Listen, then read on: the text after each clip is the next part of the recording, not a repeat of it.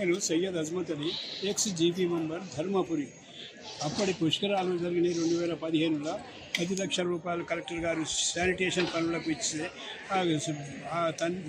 కొడుకు 5,49,000 తీసుకున్నాడు. దానికి ఎలాంటి పని లేదు, ఏం లేదు. మొత్తం ఆ పైసలతోని ఇంకొక టోటల్ కలిపి 60 లక్షల దాకా ఉన్నాయి 3-4 పిటిషన్లలో. అప్పటి నుంచి తిరుగుతున్నా. ఈ పుష్కరాలకు పైసలు కూడా వసూలు చేస్తలేరు. పుష్కరాల ఒక దొంగ లెటర్ కూడా వాళ్ళు సంపాదించి సబ్మిట్ చేశారు. ఆ దొంగ లెటర్ కూడా ఇలా సబ్మిట్ చేస్తా కలెక్టర్ సాబ్కు అంటే కలెక్టర్ సాబ్ రాలే, వట్టిగానే ఇప్పటికి దాకా రాలేదు. చూక 10 సంవత్సరాల నుంచి తిరుగుతున్నా. 10 సంవత్సరాల నుంచి తిరుగుతున్నా. వేరే వేరే ఉండి ఒక ధర్మపురి గ్రామ పంచాయతీలో ఒక 4 ఐటెంలోనే 60 లక్షలు ఉన్నాయి. అది డీపీకు తెలుసు, అందరికీ తెలుసు, అడిషనల్ కలెక్టర్. కానీ ఎవరు చేసేటోళ్ళు లేరు. ఊరి గురించి చెప్తున్నా.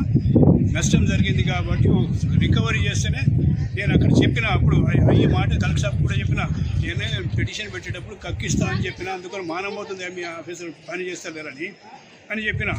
అయినా కానీ అంటారు అయిపోయాయి.